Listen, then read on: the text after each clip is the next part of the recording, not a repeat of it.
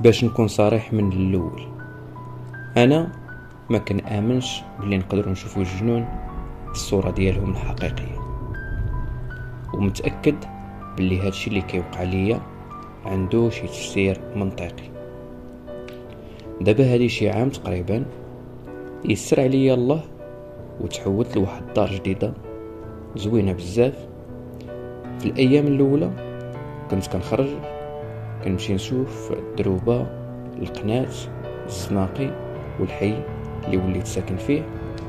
بقيت كندير هكاك حتى واحد النهار كنت راجع للدار بالليل، ويلا هادي ندور واحد الزنقه خاويه، وتميت غادي فيها وانا نسمع من ورايا شي حد قال لي: سلام عمي، لاباس عليك؟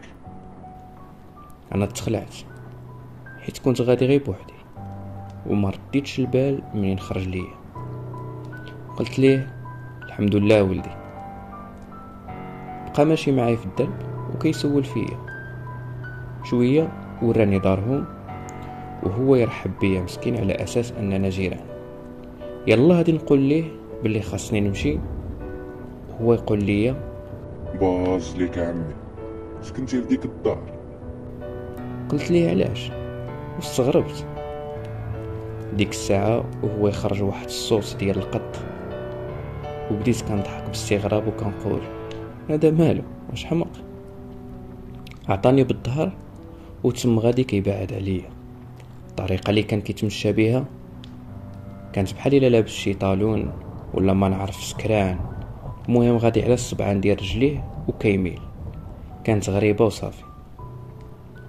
المهم رجعت للدار وباقي عاقل باللي السيمانه الاولى دازت سالمه في امان وسلام مرتاح البال، ومن بعد وليت كنعس ولا غد ليه كنفيق وكنحس براسي عيان مدقدق بزاف بحال اللي واكل شي قتله ديال العصا. وداك الايام بدا كيجيني بوغطات كل ليله تقريبا، ومع انا ساكن في الدار بوحدي ملي كيجيني كنت كنبقى نتركل تماك، كنسى الايات ديال القران حتى كنفيق. المهم واحد الليله فقت في الليل حيت حسيت بشي حد كيقيس ليا في رجلي، وكنحس بحال الا شي يد كتملس فيا من ركبتي وكتبدا مهبطاها. فقت دغيا ولكن ما كان حتى شي واحد. قلت يمكن غير الغلطه ديالي هذيك. ديك الساعه مع كان في بيتي محلول بديت كنسمع في شي حد هابط من الدروج. اول حاجه طاحت ليا في بالي هي انه شي حد عرفني ساكن بوحدي وداخل باش يشفرني. يلا نط كنجري وانا نوقف وسط الطريق، حيت شنو سمعت الصوت ديال القط. بقيت مبلوكي في بلاصتي وداك الصوت غادي وكيجهد بحال الا داك القط غادا تضارب مع شي واحد. الحميت بورش عليا وانا نزيد للقدام. داك الصوت تجهد الثاني، ومع شفت في الدروج الصوت تحبس وما لقيت حتى شي حاجه. استغفرت الله وقريت آية الكرسي، حيت عرفت باللي غير العيا يمكن هو اللي دار ليا هكاك، ولا بديت كنتوهم. من داك النهار وليت في كل ليله كنعس فيها كنبدا نسمع نفس القط كيغوت في الدروج.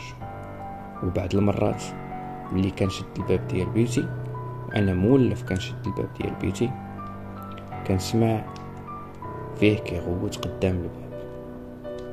كنقلب الدار كلها، كنشد جميع البيبان والشراجم باش ما يدخل حتى شي حاجه، مع العلم بان هادشي راني كنديرو انا من الاول وقبل ما نمشي للناس. يعني حتى القطه ولا القط ما عندوش منين يدخل. ومؤخرا وليت كنفيق في الصباح كنلقى الاثار ديال رجلين ديال شي قط ولا قطه بحال الا كدور في بلاصتها ولا ما نعرف شنو.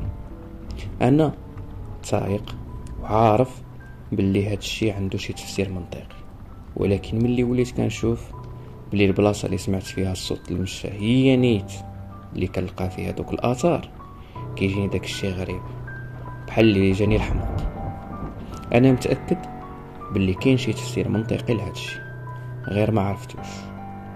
وبالمناسبه كنت واحد النهار تلاقيت مع واحد السيد جاري اللي طلع ساكن في نفس الدار اللي قال لي الدري ساكن فيها. هضرت معاه وفتحت معاه مواضيع، ومن بعد وملي سولت الراجل كيف داير ولده كيبقى واش لاباس عليه حيت غبر وشحال هادي ما شفتو، قال لي بلي انا ما عنديش كاع الاولاد وما عرفنيش اصلا على ايش كندوي.